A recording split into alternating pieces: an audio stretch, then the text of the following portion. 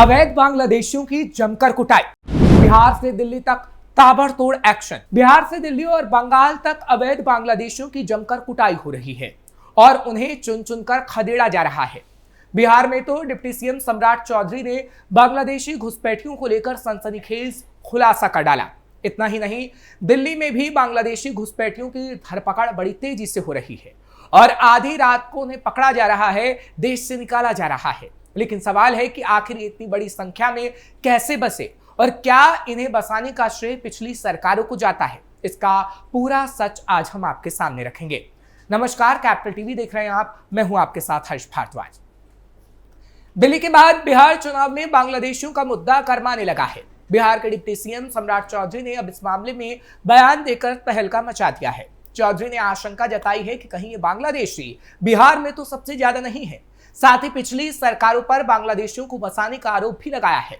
दरअसल बिहार में मतदाता सूची के पुनरीक्षण का काम जोरों पर है। चुनाव आयोग ने मतदाता पंजीकरण के लिए 11 दस्तावेजों की सूची जारी की है, जिसमें आधार, राशन कार्ड, मैट्रिक प्रमाण पत्र और आवासीय प्रमाण पत्र शामिल है। बिहार का किशनगंज बांग्लादेश और नेपाल की सीमा से सटा है। यहाँ 1,27,000 आवासीय प्रमाण पत्र के आवेदनों ने सियासी हलचल मचा दी है।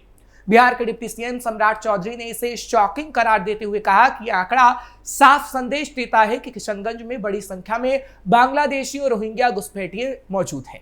उन्होंने राजद पर तंज कसते हुए कहा कि जिनके परिवार ने चारा खाया और जमीन लिखवाई, उन्हें घुसपैठ का पाताल समझ नहीं आएगा, क्योंकि वो घुसपैठियों को वोट बैंक मानते हैं और कांग्रेस के भी यही हालात है। चौधरी ने यह भी स्पष्ट किया कि जो बिहारी या भारतीय नागरिक हैं, मतदाता सूची में उनका नाम जुड़ सकता है, लेकिन बांग्लादेशी घुसपैठियों का नहीं।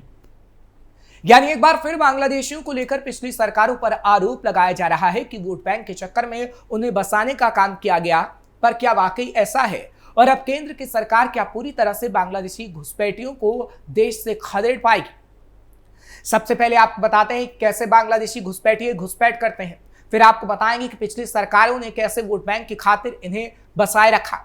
कई रास्तों से घुसते हैं भारत में बांग्लादेशी घुसपैठिए। पश्चिम बंगाल के हुगली, मुर्शिदाबाद, नादिया, वर्धमान, दक्षिण 24 परगना, मालदा बांग्लादेश सीमा से जुड़ी हुई है। इन राज्यों से बांग्लादेशी अवैध रूप से भारत में घुसते हैं और आसानी से यहां आम लोगों के बीच मिल जाते हैं। कुछ महीने पहले मालदा से जुड़ी बांग्लादेश सीमा पर बाड़ लगाने के दौरान बांग्लादेशी नागरिकों ने विरोध भी किया था। यही नहीं, बॉर्डर गार्ड बांग्लादेश ने भी कटीली बाड़ लगाने को लेकर बहस की थी। इसके बाद वहां बीएसएफ को लगाना पड़ा था। बिहार के सीमांचल के 4 जिले किशनगंज, अररिया, कटिहार, पूर्णिया में बांग्लादेशी आम लोगों में घुल मिल रहे हैं। इसी तरह असम के नलबाड़ी, कछार, कामरूप में भी बांग्लादेशियों ने घुसपैठ की है। यहाँ 9 जिलों बारपेटा, धुबरी, दरांग, करीमगंज, दारंग, मोरी गांव, बोंगाई गांव, गोलपारा और लाकांडी में इसकी अच्छी खासी तादाद देखी जा रही है। झारखंड के संथाल परगना में बांग्लादेशी घुसपैठ हो रही है। पूर्व मुख्यमंत्री चंपाई सोरेन ने भी इस मामले को उठाया था। भारत में कितने बांग्लादेशी हैं, इसका अनुमान लगाना कठिन है, लेकिन एक रिपोर्ट के मुताबिक 2001 की जनगणना में अंतिम निवास स्थान के आधार पर 31 लाख बांग्लादेशी नागरिकों की जानकारी सामने आई थी। इसके बाद 2007 में कांग्रेस सरकार के तत्कालीन गृह राज्य मंत्री श्री प्रकाश जायसवाल ने संसद में एक आंकड़ा पेश करते हुए बताया था कि भारत में 1 करोड़ 2 लाख बांग्लादेशी मुसलमान हैं। लेकिन बाद में उन्होंने आंकड़ों के स्रोत को गलत बताते हुए अपना बयान वापस ले लिया था। इसके बाद सीबीआई के पूर्व डायरेक्टर जोगिंदर सिंह ने 2014 में कहा था कि भारत में 5 करोड़ बांग्लादेशी घुसपैठिए हैं। वीजा लेकर आने वाले भी हो रहे हैं गुम। ये भी कहा जा रहा है कि कुछ बांग्लादेशी वीजा लेकर भी आते हैं, लेकिन वापस नहीं जाते। दरअसल अवैध रूप से सीमा पार करके भारत में घुसने के अलावा भी बांग्लादेशी भारत में प्रवेश कर रहे हैं। भारत में वीजा लेकर आने वाले बांग्लादेशियों की संख्या लाखों में है। ये इलाज और टूरिस्ट वीजा पर भारत आते हैं, इसके बाद समय पूरा होने के बावजूद वापस नहीं लौटते। बीते कुछ सालों में वीजा लेकर आने वाले और फिर लापता हो जाने वाले बांग्लादेशियों की संख्या 1 लाख से ऊपर की बताई जा रही है।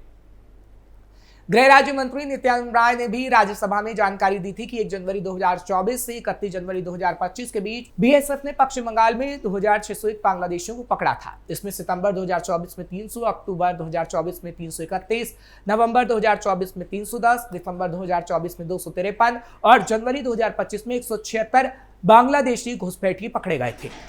इन सबको बांग्लादेश भेजने की कार्रवाई भी की गई थी। कांग्रेस की गलती से बढ़ी बांग्लादेशी घुसपैठ। चलिए अब आपको उस सवाल का जवाब भी हम दे देते हैं जो प्रोग्राम की शुरुआत में हमने उठाया था कि क्या पिछली सरकारों की वजह से इतनी तादाद में बांग्लादेशी घुसपैठ हुई? क्या वोट बैंक के चक्कर में उन्हें बसाया गया? दरअसल संविधान का आर्टिकल 11 कहता है कि यह सरकार की ड्यूटी है कि वो नागरिकता देने और उन्हें किन्हीं विशेष परिस्थितियों में वापस लेने के लिए कानून बनाए। सन 1955 में तत्कालीन प्रधानमंत्री जवाहरलाल नेहरू ने इस संबंध में कानून बनाया। राजीव गांधी ने प्रधानमंत्री रहते हुए जो काम किया उसने देश को सबसे अधिक नुकसान पहुंचाया। इस एक निर्णय से भारत में लाखों की संख्या में अवैध घुसपैठ वैध हो गया। इसकी आड़ में अब तक घुसपैठ चल रही है।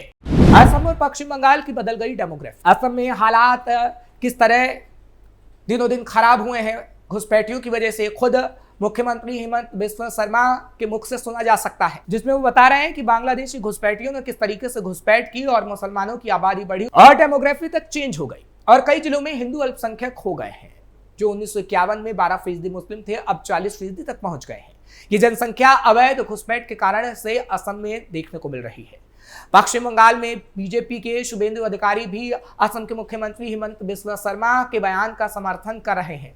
शुभेंदु अधिकारी का कहना है कि असम में बायोलॉजिकल तरीके से डेमोग्राफी बदलाव नहीं हुआ है, ये बदलाव घुसपैठ का नतीजा है। उन्होंने बंगाल को भी समस्या से पीड़ित बताया और कहा बंगाल में भी इसी तरह अवैध घुसपैठ कराकर डेमोग्राफी को बदला जा रहा है। उनके मुताबिक ऐसा सिर्फ असम और बंगाल में ही नहीं बल्कि पूरे पूर्वी भारत में हुआ है। खासकर सीमा से सटे राज्यों में स्वतंत्रता के 70 से 75 सालों में बड़ा डेमोग्राफिक परिवर्तन देखने को मिला है कि बायोलॉजिकल तरीके से आबादी नहीं बढ़ाई गई है, योजनाबद्ध तरीके से डेमोग्राफी चेंज की गई है और इसका पूरा श्रेय कांग्रेस को जाता है। हालांकि हर देशभक्त फिर वो किसी भी दल का क्यों ना हो, वो इस बात को हृदय से स्वीकार करता है कि भारत के सिटीजनशिप कानून में राजीव गांधी ने जो सेंध लगाई वो आज देश के लिए नासूर बन गई है।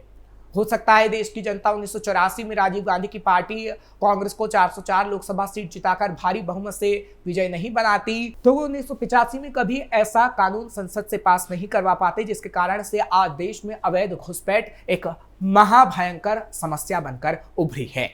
घुसपैठिए छीन रहे नागरिकों के आर्थिक अधिकार। सीबीआई के पूर्व डायरेक्टर जोगिंदर सिंह 2014 में इस बात को तथ्यों के साथ कह चुके हैं कि देश में लगभग 5 करोड़ बांग्लादेशी घुसपैठ कर चुके हैं। अगर आंकड़ों के आधार पर अनुमान लगाया जाए तो लगभग 5000 लोग हर दिन बांग्लादेश से भारत में आ रहे हैं। महीने में करीब 1.5 लाख लोग। अब पिछले 70 से 75 सालों में कितनों ने घुसपैठ कर ली होगी, इसका सहज ही अंदाजा लगाया जा सकता है। इसलिए ही स्थानीय असमियों लोगों के लिए घुसपैठ एक बड़ा मुद्दा है, बंगाल में भी, क्योंकि उनका कहना है कि बांग्लादेश मूल के मुसलमान और अब तो रोहिंग्या भी आ रहे हैं। ये सभी स्थानीय लोगों के राजनीतिक, आर्थिक और सामाजिक अधिकार छीन रहे हैं। हमारे रोजगार पर कब्जा जमाया जा रहा है। मुख्यमंत्री हेमंत बिस्वा शर्मा बिल्कुल सही कह रहे हैं। सरकार तो इन्हें अपने स्तर पर रोकने की कोशिश करती है, लेकिन जो पूर्व से बांग्लादेशी से आकर असम में बसे हैं वो घुसपैठियों को चुपके से अपने यहाँ रख लेते हैं और अपना पूरा संरक्षण देते हैं। मदरसों का रोल इसमें सबसे अहम है। पूरा तंत्र देश भर में मदरसों और मस्जिदों का काम करता है, जो न सिर्फ घुसपैठियों के कागजात तैयार करवाते हैं बल्कि देश के अलग अलग हिस्सों में भेजने तक की व्यवस्था करते हैं। इसलिए इनकी पहचान कर इन्हें पकड़ना आसान बात नहीं होती। कुल मिलाकर देश भर के कई राज्यों में आज ये घुसपैठिए पहुंच चुके हैं। भारत के संसाधनों का भरपूर उपयोग भी कर रहे हैं, खूब रुपया बनाकर विदेश भेज रहे हैं। दूसरी ओर भारत का आम नागरिक है जिनके हक का रोजगार भी छीन जा रहा है। ऐसे में सोचना अब जरूरी है कि भारत के आम नागरिक विशेषकर मुसलमानों को कि इन विदेशियों को सहयोग देकर उन्हें भारत में बसाकर वो आखिर किसका भला कर रहे हैं। देखा जाए तो जो भारत उन्हें सब कुछ देता है वो आज उसी देश में गद्दारी कर रहे हैं। रोहिंग्या बांग्लादेशी घुसपैठियों की मदद करने वालों को यह समझना होगा कि ये उनकी मदद कर देश को हर मोर्चे पर कमजोर करने का ही काम कर रहे हैं। हालांकि इस वक्त घुसपैठियों को चुन चुनकर देश से खदेड़ने का काम किया जा रहा है, लेकिन जो लोग इनकी मदद करते हैं उनको ये बात जरूर समझनी होगी कि ये देश के लिए बड़ा खतरा पैदा कर रहे हैं और इनकी मदद कर वो देश को खतरे में डालने का ही काम कर रहे हैं।